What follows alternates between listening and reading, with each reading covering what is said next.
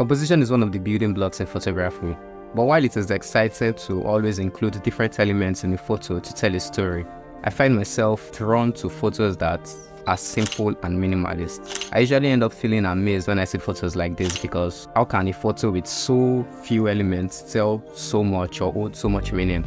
So I thought it would be cool to look for some of the things that make minimalist photos interesting and see how you can use them in your photography. Firstly,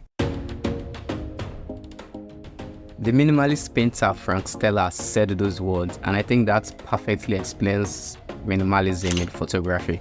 There's no deeper meaning, or at least there shouldn't be, and I think that's what makes minimalist photos interesting, because it's subjective. What you see may be interesting to you and boring to somebody else, or someone else might say something and find it interesting and you find it to be like the most boring thing ever.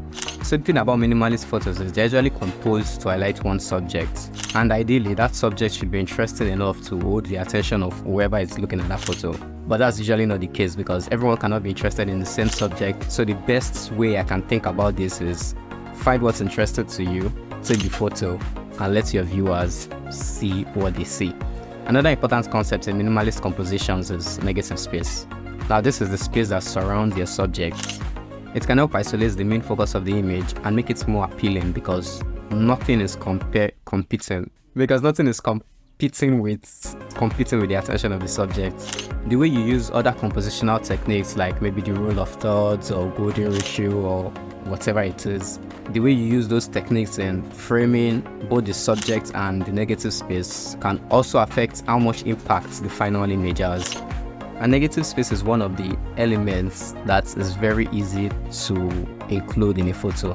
If you're shooting outdoors, you have the sky or maybe a body of water which you can use to create that negative space around the subject. And if you're shooting indoors, find a plain wall or a plain surface.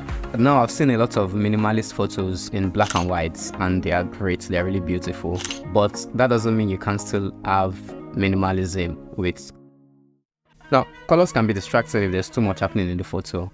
But when making minimalist compositions, they can isolate and let your subject stand out. You just need to find scenes where the color of the subject contrasts and works well against the color of the negative space which surrounds the subject. And if that doesn't work, then you can always switch it back to black and white. But you should try it out, and I'm sure you get some interesting results.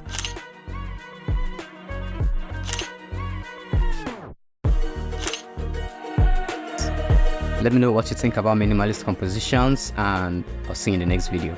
Bye.